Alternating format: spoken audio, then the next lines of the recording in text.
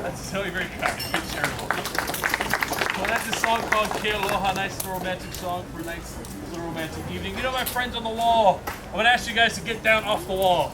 Because if you guys fall off the wall, I have to run away and pretend I was never here. My friends over here, hello. I'm going to ask that you get off the wall. You get down off the wall. Thank you, thank you, thank you, thank you. Well, speaking of our home, this place is called the Circle of the Lightwood. It gets its name from a very special bird, a bird indeed called, in fact, the Alaipula. And the Alaipula is significant in the culture of Hawaii because it brought the gift of fire from the gods up in the heavens down to mankind over. And if you ever seen Alaipula, not all of us get a chance to, you should recognize them straight away. They're kind of unusual looking birds. You know, truth be told, they pretty much look like ducks. But like our friend Donald, who you might have seen cruising by the pool here today, their feathers are not white, but they're black, jet black. And they don't have webbed feet like ducks, they have 3 toes, kind of like chickens, but they are still swimmers. They do indeed live in the marsh. The most unusual feature of the Alaipula, though, is that, well, as it brought the fire from up on high, it had to carry it somewhere. And it ended up carrying that fire in its mouth. And it flew down to... Nobody can understand me when I have a hat on. As it flew down, carrying the fire in its mouth, it got burned by the heat of the flames. And these days, if you see an Alaipula, you'll notice that its beak and its brow are colored red, scorched by the heat of the fire. And here at the Circle of Alaipula, we don't just enjoy the gift of fire, very warm and dramatic looking. We also enjoy the wisdom of stories from our past. This is one of my favorite stories to share on here, because this is a story that involves something you've already seen. It involves these bushes you see growing here behind me. Now these bushes grow big and wide. They have light green rounded leaves. And on these bushes you'll find little white beads. And these little white beads bloom into delicate little white blossoms. Now the name of the bush and the name of the flower is the naupaka. The naupaka kahaka. And they grow along the shores here of these islands. Not just here in Aulani. It's hard to go to a beach in Hawaii without seeing these bushes and these flowers nearby. They love the sand, they love the salt air. And these little flowers that grow upon the naupaka kahaka, they're about the size of a nickel if you're lucky. And they have a sweet but very subtle fragrance. They're these tiny little white blossoms. And on these flowers you'll find 5 petals. Petals number like the fingers on my hand. The unusual thing about this 5-petaled flower is that those 5 petals are all arranged on just one side. So it's like it's only half of a flower. And this is the story about how it got to be just such half a flower. Now, in order to tell the story, I need your folks' help. The first thing you should do is hold up, repeat after me, naupaka. It's kind of a romantic story, so dig deep. Find your best romantic voice a little bit. Naupaka. Oh, that was good. There you guys are. There's also a dance that goes along with the story. Don't worry, there's no fancy for it. You don't have to stand up and move around. It's more of a gestural thing. It goes like this. It goes, Naupakai, naupakai, alohai. Simple stuff, yeah? Participation is mandatory, otherwise Auntie, she's not gonna let me finish telling the story. So let's try it together, I'll talk you through it. We go right hand out.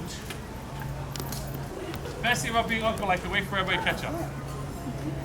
We go left hand out, together and in, out and together. And that's it, simple stuff, right? Oh, you folks on the rocks back here, yeah, I didn't let you guys know. You guys are basically on stage here, yeah? So you guys are like my backup dancer. You guys are like Kelly and Michelle. I'm Beyonce in this scenario. All right, let's try for real, everybody. Now pakai, now pakai, aloha. How was that? Felt good? I had my eyes closed. I was really trying to stay on key. Feel free to sing along. There's only 4 words to the song, 2 of which are e. We just went over now pakai. I'm pretty sure you're familiar with the term aloha. Anybody want to hanahoa? Anybody want to try it again as we say Hawaii? There's a pop quiz later, but I totally believe it. Now this is a story that was told to me by my own aunts and uncles when I myself was a kid. When I was a kid growing up here in the islands. And it's a story about a beautiful princess of old Hawaii. A princess whose name, fittingly enough, was Naupaka. And the princess Naupaka, she lived up in the Kuahivi. She lived up in the mountains of Hawaii.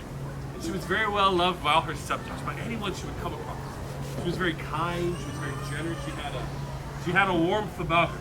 A spirit of aloha that seemed to glow from within her. The problem now, Papa, the trouble with this dear girl, is that she was very lonely. She didn't have a sweetheart. She didn't have anyone to call her home. And on a very warm day, kind of like today could be sometime, she ventured forth from her home up in the mountains, down the mountainside, down all the way to the Ka'aka, down to the beach below. And she went for a swim to cool off from the heat of the day. And as she was taking her dip in the still, cool water of the bay, she got a longing within her. And she turned to look up at her beloved home on the mountain. But when she turned, she noticed something new, something different there on the shore. It was a young man making his way across the beach. A very handsome man. Indeed, he was very tall and dashing. He was very cut, ripped, as they say. He had very broad shoulders. And over one of his shoulders, he had a fishing net slung as he looked out across the bay. He had chocolately tan skin, long, dark, flowing hair, and he scanned the bay through 2 beautiful, piercing, bright brown eyes. Sounds like some of you guys know, yeah? He was much better looking than me. His name was Cody, and he was a Lapaiga. He was a fisherman of the area. And as soon as Naupaka saw him there on the shore, he was captivated by those good looks. So she swam up toward the beach. She walked along the sands. As she got closer and closer to that fisherman, she got butterflies in her stomach. She was nervous.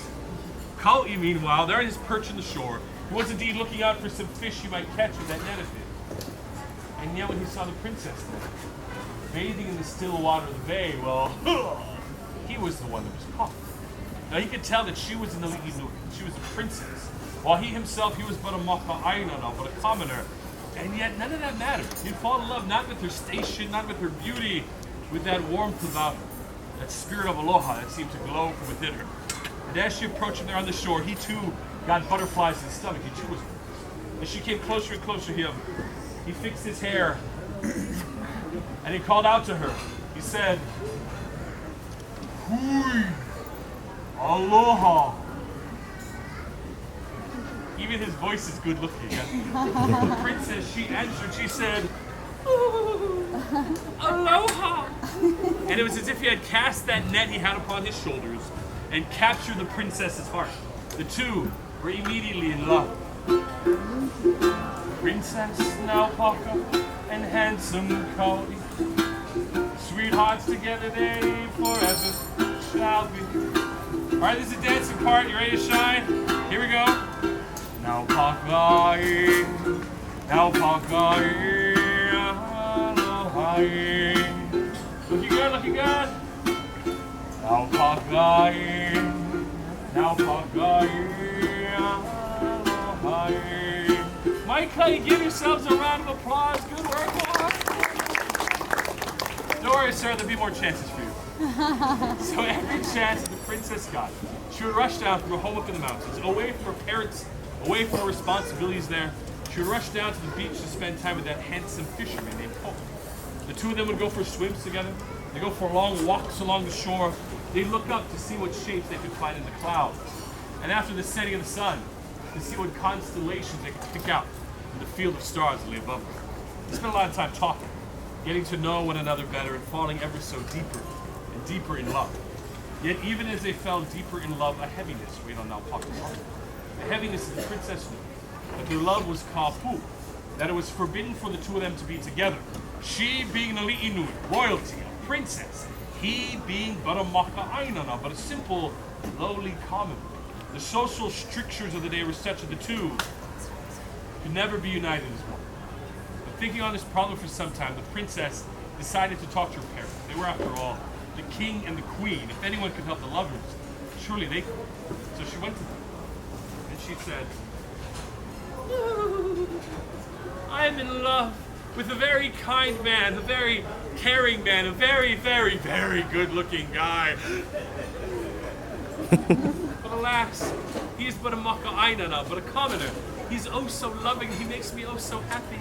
Is there no way for the two of us to be united as one?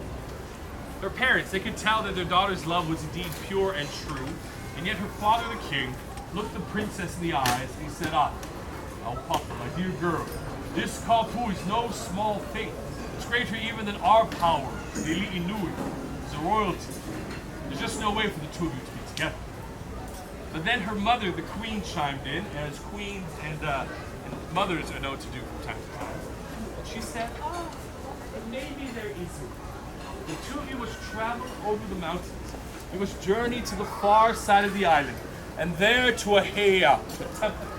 And when you reach that heiau, you will find a kahuna, a priest, a wise old man. If there's anyone that can find a way to bring the two of you together as one, well, surely that man is that kahuna.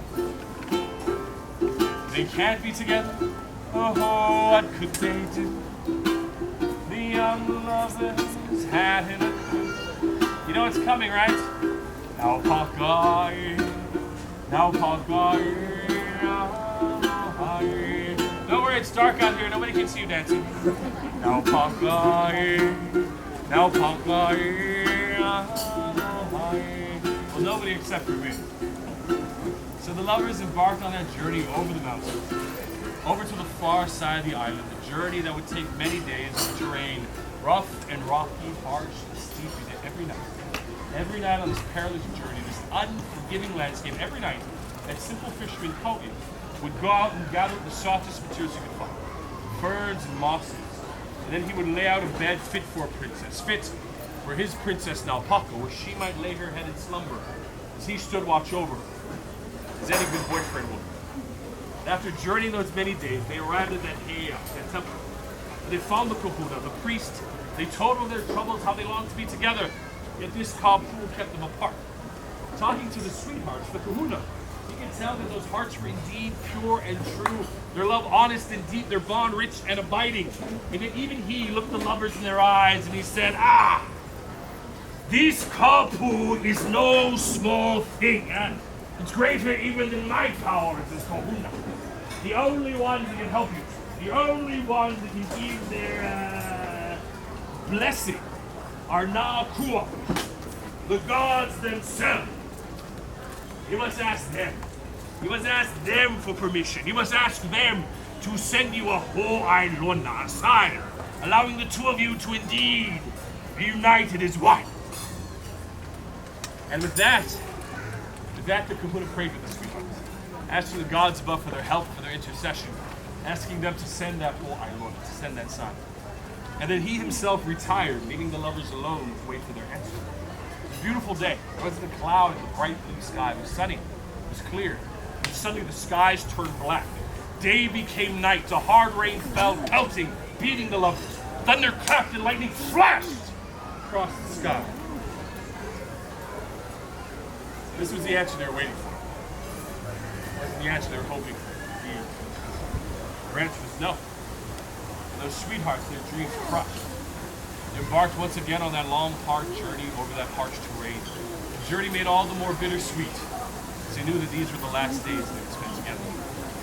And as they approached their home side of the island, the princess Naupaka took a simple white blossom from behind her ear, and she tore it asunder. She broke it in two, giving one half to her sweetheart Koki, and keeping one lonely half for herself.